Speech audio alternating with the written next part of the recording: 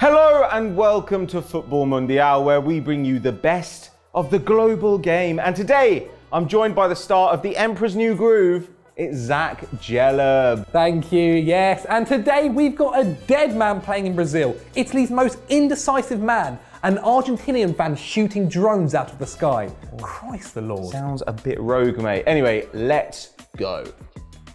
Mexican football fans have always been known for their passion, but one supporter risked life and limb when he put football ahead of his wife. He is a brave man. He is a brave man. Arturo Garcia told the missus that he was going out to buy cigarettes, but instead of simply popping to the shops, he made a 5-hour trip to Monterrey, where he caught a plane to Germany. Then he hired a car and drove to Russia to watch the Mexican national team at the Confederations Cup. That is commitment. What a naughty. Unrepentant, Garcia said, "I told my wife I'd go to the shop for some cigarettes, but I did not tell her which one." However, the trip to Cassano, where he saw Mexico draw 2-2 with Portugal, was more eventful than he had planned, as he actually managed to suffer an Achilles injury on the way.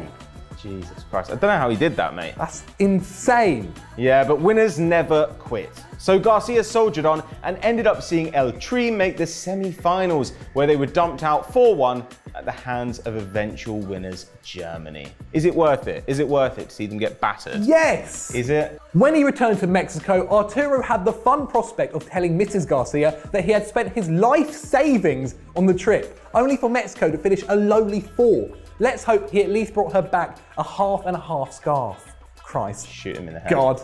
Last week, we brought you news of Independiente Santa Fe, whose female team had run out champions in Colombia's first season of professional women's football. Now this week, we're taking a look at the men's team, who instead have made absolute tits of themselves. Before they faced Santos in the Copa Libertadores earlier in the year, Independiente held a minute's silence, with the stadium announcer telling the crowd that it was a mark of respect for former Santos player Ricardo Oliveira.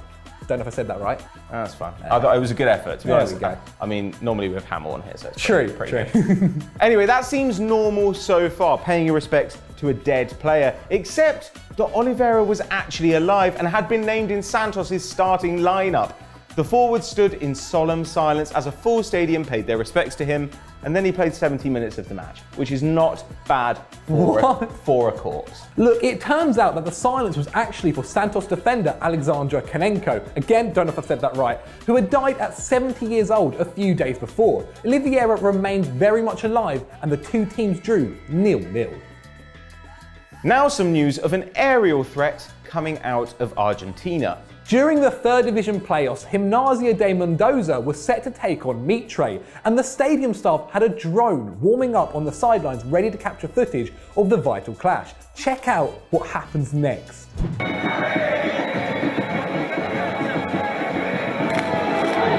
Holy mate, what a hit.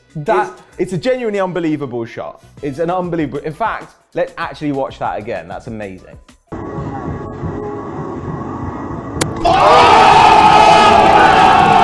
It is truly incredible. Thankfully, nobody was hurt, except for the Gimnasia players who went out 4-3 on penalties, securing Mitre a place in the 2nd Division next season. Well done. Yeah, well done. The Netherlands has always been at the forefront of the fight for equality, and the KNVB, the Dutch FA, have made a subtle change to their national kits this week as a show of support for their outstanding female footballers. For 46 years, the female and male Dutch national teams have worn the lion on their match strip, a symbol taken from the Netherlands' official coat of arms. As a result, the women's team have historically been known as the Lionesses, and now the big cat on their shirts is female too, having had its mane trimmed to reflect the side's nickname. As you may know, lions are actually pretty useless, basically spending their time sleeping and eating, while lionesses are the ones who actually go out and do the hunting, which perhaps explains why the men's team are ranked 32nd in the world, below Northern Ireland and Costa Rica, while the women are hosting this summer's Euros as the 12th best in the world. The competition, which kicked off earlier this week, features 3 of the top 5 teams in FIFA's rankings, including reigning champions Germany. Now, the Dutch began their campaign with a victory over Norway, and they played Denmark in their second group game last night. We don't know the result is because we filmed this on a Wednesday. Yes. Lastly, this week we have the craziest man in Italy. Quite a title, but one we think fitting when it comes to Antonio Cassano. Yeah, the legendary Azzurri forward, who won titles with Real Madrid and Milan, joined Hellas Verona last week at the age of 35, joining fellow has-beens Pazzini and Alessio Cerci in North Italy.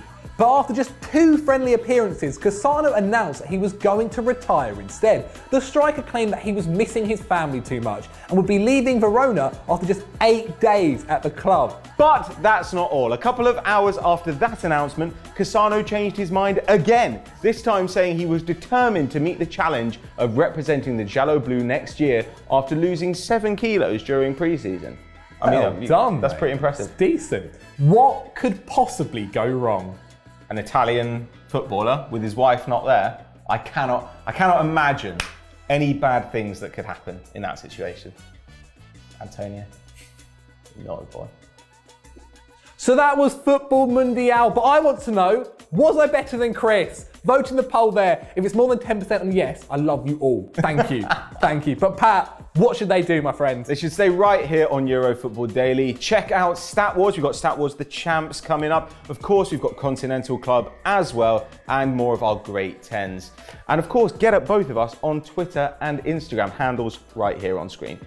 Don't forget to like and subscribe. Seamless. Professional. Seamless. Professional. Now the outtakes. The female and male Dutch national teams have worn the line on their match stripe. Their match stripe. Oh my God. Oh my God. Stop it, Zach. Strip.